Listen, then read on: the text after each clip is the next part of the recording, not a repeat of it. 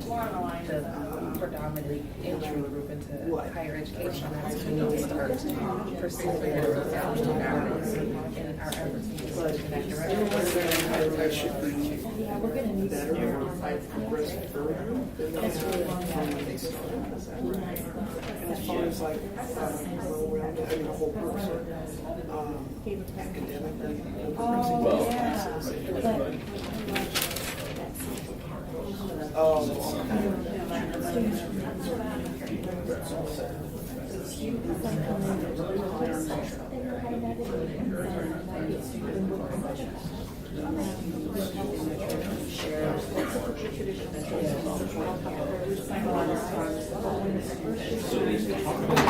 I'm sorry.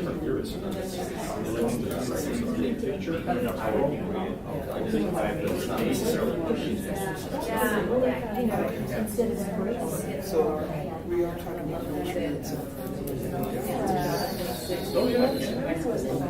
Probably. Next is all about it.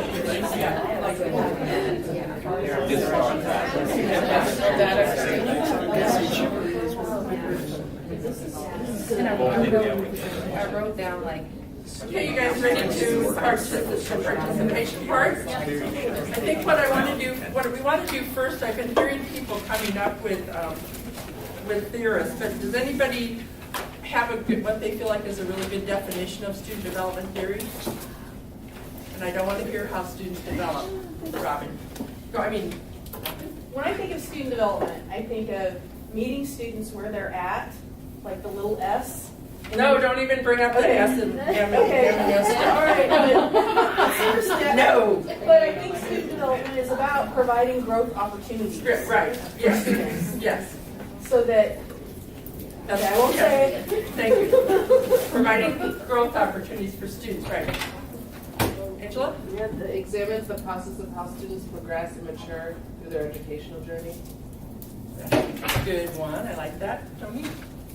I'm just thinking about it in my own mind that it's really going to take a look at how students learn, what helps it, what hinders it, what stagnates it maybe. I look at it from the perspective of how students gain knowledge in their post-secondary environment. Mine is kind of like what Angela's was, only it's more wordy, but I'll read it. It says, theories behind how students mature, progress, and gain an understanding of who they are, what their interests are, and how they relate to education, career, and personal goals throughout their time in college. Yes? Same train of thought. Yep. Anybody else want to add anything before we move on? Yep. The word development connotes progress or positive movement. Right. Forward. Yep. Growth, that kind of thing. Great. That's really good. Did anybody, let's skip to the different theorist names you came up with. Robert's gonna write them on the board as we go, so don't go too fast. So you guys, what theorist did you come up with? We'll check right out. My favorite guy. I knew that before you said it, but. Harry. Yes. Yep. Okay, maybe you're very helpful. Use your right hand, Robert. Oh yeah, you need a mouse in the right hand. Oh, Banyan. Right mind. Right. Anybody else? For lefties. Tinto? Pascarella. Who? Pascarella. Pascarella? Anybody else? Gordon. Abley. He wrote a book.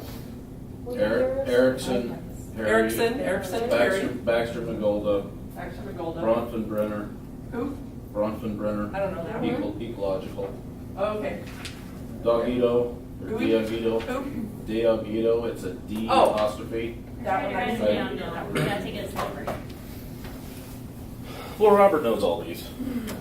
Yes, but trying to remember them while you're writing. Reeser? Yeah. Reeser. REI. Yeah, how do I pronounce that one right? Reeser. Reese's Pieces, I remember that one. Reeser. Schlossberg. Was it? I'm Oh, trying yeah. to remember Yeah, transition. Schlossberg. That's I just heard one. Yes. That's one of Robert's. Yeah, that's one of Robert's. Yeah. This one, I like this one. They wrote that book. Pasquarelli. Yeah. Pasquarella. Okay, we're gonna move on. Gardner? No, we're gonna move on, sorry, we are way over our time, so. And then the 3 categories or clusters of theory that Robert mentioned, the psychological, or psychosocial, cognitive, and typological. Anybody have any thoughts about those or things they want to bring up before we kind of do our description of them? This is kind of like a note-taking paper too, if you want to write on it. Nope. Would this be like first generation, like? Not really, but No? no. But at least you volunteered. Yeah. Anybody? Okay, we'll just. Just that they can overlap and some discuss similar things and they progress Okay. at different Yeah. rates. And that's fine that you didn't have a whole lot to write here, because that's the next part of our presentation, is to give you a little overview of these 3. We each, as Robert said, we each have our area that we're going into depth with next time, and we're just going to give you the rest of the. Melinda's going to talk about theory, and then we're going to give you an overview of these 3. So you can make notes on this one. What did I tell you, Melinda?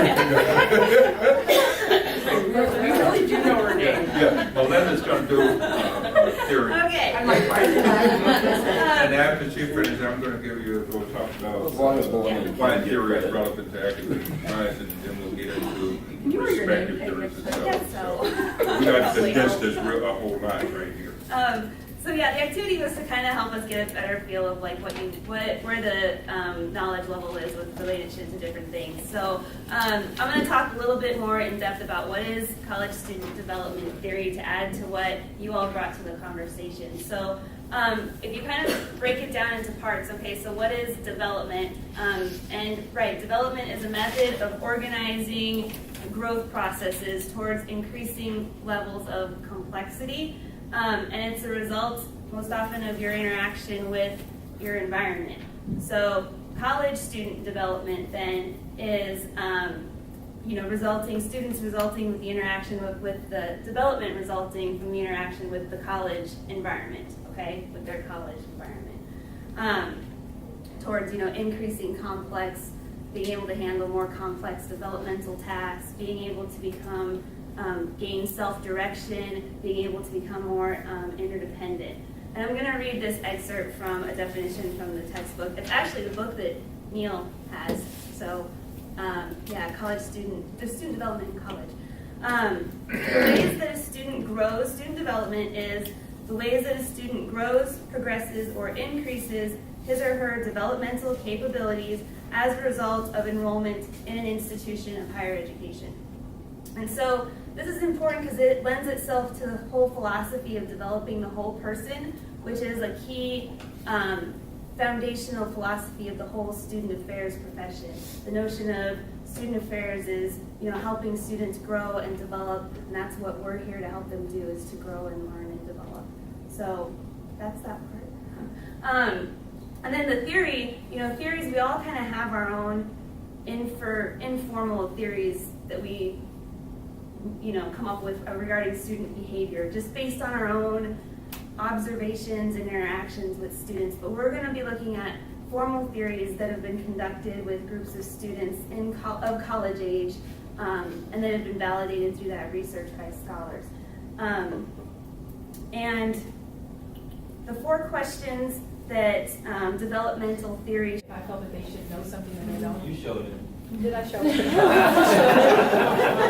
I think we don't know. I need to show you how to plan your class on the schedule. I don't know, but that is something to always keep in mind, that because the student's been here for 3 quarters, maybe they haven't had the opportunity to be as involved with different aspects of the college as we assume that they are, especially since it's a community college versus a 4-year institution.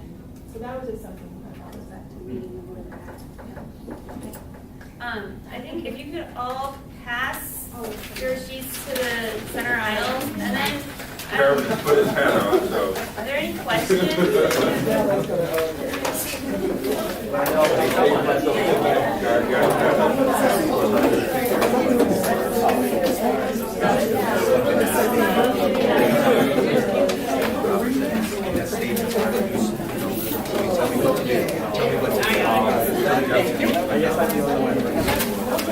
think so, but they do participate.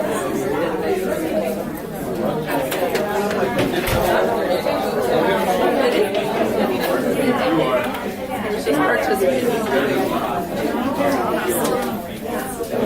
As I grab it on my keys. 3, 2, 1.